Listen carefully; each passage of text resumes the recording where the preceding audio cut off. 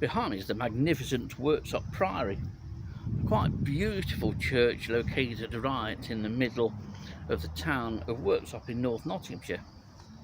Equally as beautiful, just across the green from where I'm stood now, is the gatehouse to the Priory, and I think, if memory serves me right, that's even older than most of this place. It's surprising that Worksop has such an architectural history. It's perhaps also surprising that Worksop and this Priory has an invertebrate history of national importance, because little more than probably half a mile from here, Dilys and I found harvestman new to the UK, and it was the long-legged harvestman Leiobunum species A. And we found that on the house wall of a house just tucked away on a housing estate in 2009, and despite searching for it over the next 3 years, we never found it. Not until we relocated it on the walls here almost 3 years later to the day in October 2012.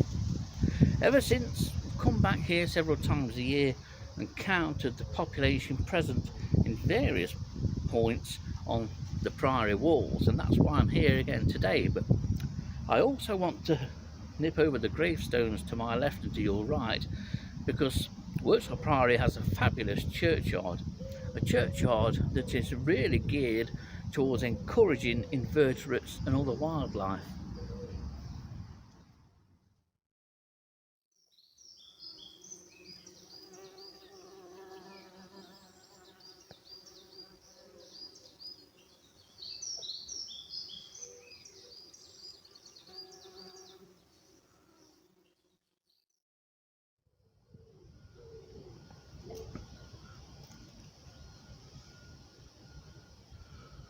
The main reason for coming to Worksop Priory well, this is the 11th year now, is tucked away under this ledge.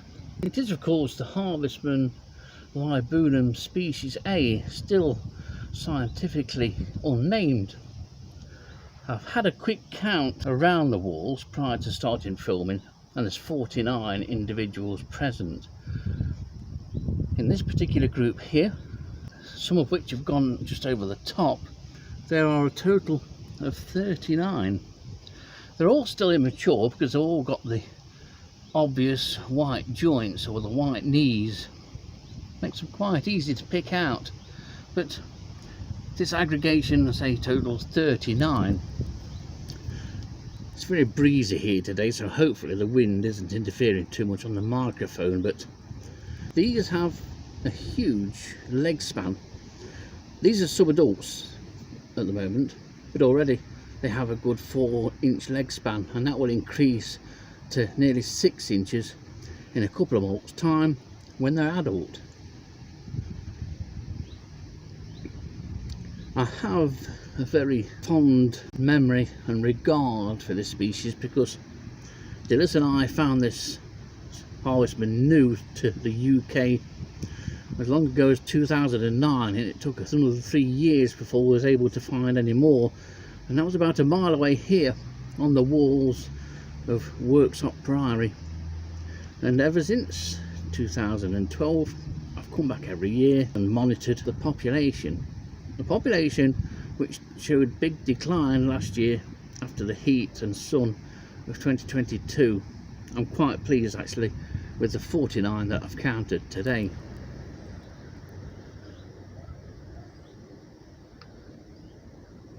The good thing about monitoring this species is that I've been able to take note of its appearance elsewhere in the UK. In 2012 it was found by Paul Richards in Barnsley, and it's now turning up the length and breadth of the country pretty much. There are another couple of sites in Nottinghamshire, one on the Trent University building in the centre of Nottingham. There's a small colony on a housing estate at Bramcote, if I remember right, and it's also about a quarter of a mile away in Worksop, and a further half a mile away also in Worksop on the walls of B&Q. But what a super thing. Not the largest aggregation I've ever found, but I'm happy with the number that I found today here. And here's another smaller group. It's just along the wall, but underneath the same overhanging piece of architecture. This is one of the regular spots. It's amazing how each year different populations return to the very same spots used each year since 2012. They're beautifully marked harvestmen, and these are still immature. The males, when fully mature, are completely dark metallic green. Quite beautiful things. And these are just sort of sorting themselves out. They do go surprisingly tight.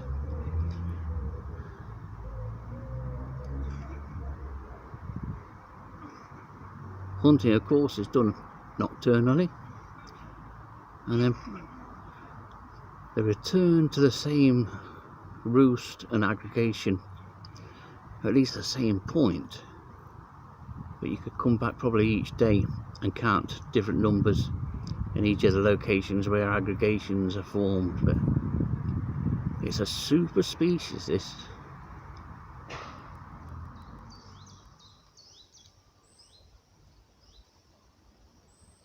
Worksop Priory is an incredibly old building. It's quite surprising really that Worksop has such a building. It's well worth visiting and having a walk round, and the gatehouse is quite spectacular, if not well weathered now. There's been new extensions put on to the Priory over the years. One of the best things about Worksop Priory is in front of you here. It's now really being less managed than what it was 10 years ago. And there are areas of long grass. The flowers are allowed to flower. There's the odd pathway cut through the graves so people can walk around. And it's a fabulous place for invertebrates and for nature, full stop. I love it here. I've always liked coming here, not only for Leiobunum sp.A, which you've seen, but there's a wealth of invertebrates to be found here. It's brilliant that they've took to managing this old churchyard the way in which it is being managed now. This is brilliant. I find something magical about old stone headstones like this, and the long grass and the flowers. I think the two just go together. I think long grass and flowers, it enhances any churchyard, and especially the one here at Worksop Priory. And coupled with quite a wide range of mature trees, this is a place that certainly warrants investigating, or at least a cursory visit by the passing entomologist. There's lots of good things here. This was a site of Nottingshire's first record of the tiny green spider Nigma walkenarii, found by Dilys and myself over behind those lime trees on the left there. It's a spider which will soon become prevalent as we go into the latter part of the summer. And it was interesting that we actually found the spider a week or so after surveying an area and finding it on a survey down south in Worcestershire. That was the first time we'd ever seen it, and then we came up here and promptly found it on some lilac leaves tucked away at the side of the churchyard. And that's a species which has colonised Nottinghamshire in the last few years. It's done really well and does still occur here. Look for it on evergreens, but it will be a species that I'll be featuring again in a month or so's time, no doubt. What there is a lot of here at Worksop Priory and the churchyard is this. This is A beautiful plant, and it's field bindweed, quite beautiful, sort of candy pink and white striped trumpet shaped flowers. There are masses in certain areas. It seems to be having a superb year. I can't remember ever seeing it flowering as well as it has done and is doing this year. I've seen it in large amounts as well, flowering at other sites as I've visited in the past day or so. But here, it's absolutely wonderful. It's a real picture. There's a fabulous patch of bird's foot trefoil here, which is being visited by a number of bees. And my visits here are always nice. It's rare that I come here and I'm troubled by one problem that Worksop Priory often suffers from, and that's the problem of drug taking and drug users.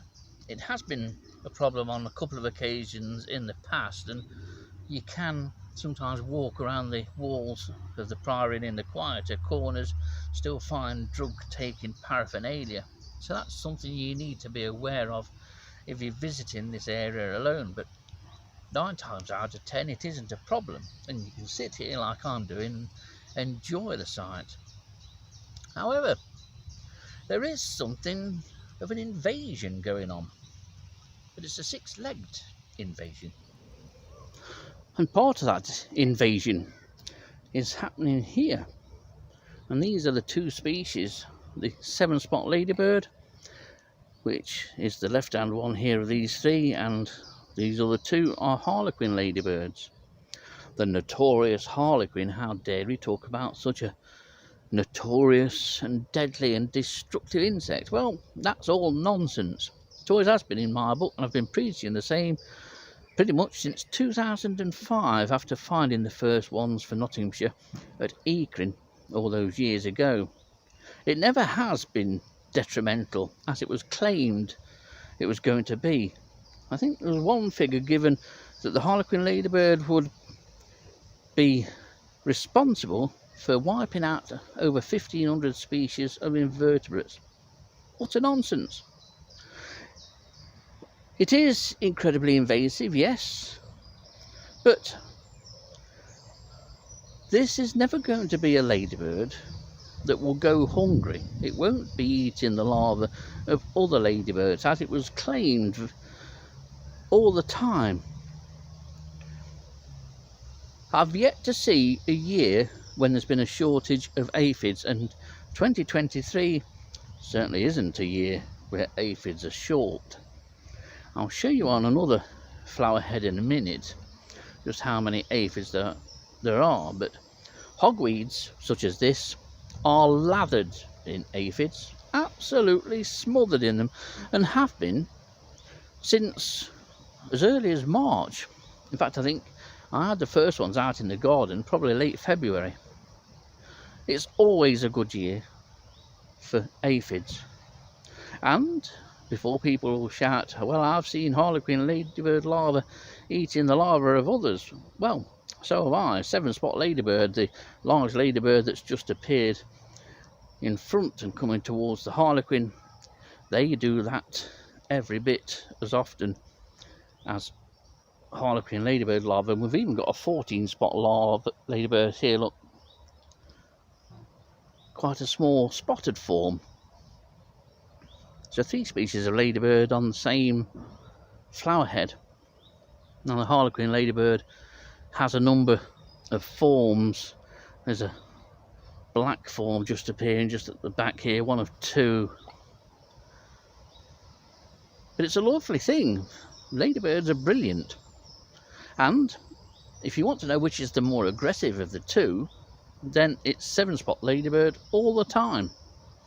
You try it, get a female or any 7-spot ladybird on a hot day, point your finger towards it and it will lunge at you. Harlequins are far more laid back. But look on the head of this hogweed here. The stems underneath where the florets were are lathered in hundreds and hundreds of aphids, and the whole plant, or the heads of this whole plant, are the same. Here, of course, is the very familiar 7-spot ladybird, Coccinella septempunctata, all beautifully named ladybirds in the UK. And this is generally our most common and widespread ladybird. It's not been affected by the harlequin's arrival at all. It has a different sort of niche habitat wise. It prefers any low growing plants or plants up to sort of 6 feet, like herbage plants like this hogweed and the bramble that's in the back. You'll rarely find 7-spot ladybirds in the canopy. That's the realm, quite often, of the harlequin ladybird. They love trees. They're far more arboreal. Lime trees growing on the sides of streets and roads are great places to see harlequins, of which ones appear, look, as if by magic.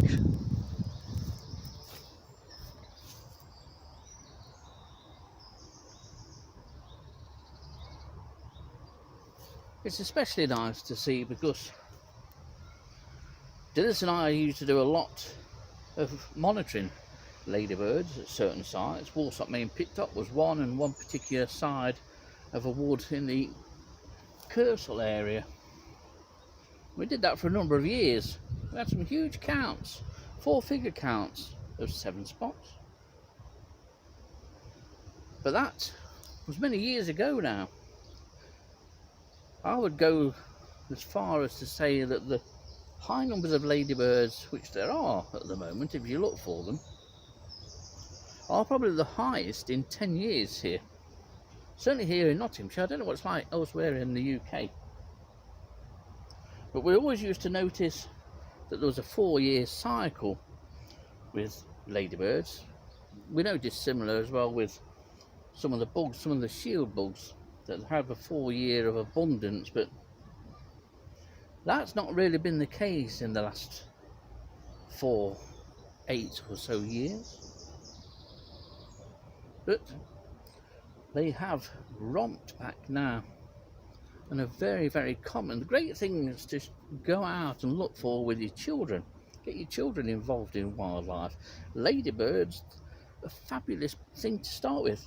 And it is, of course, a beetle. Some people don't often realise that ladybirds are beetles. They're usually very easy to identify, and certainly those that you get in your garden will be.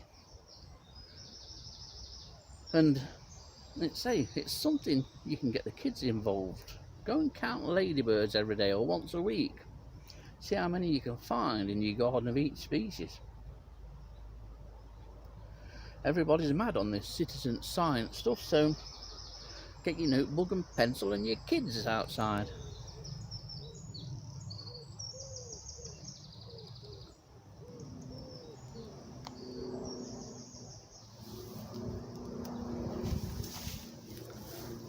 Look at this.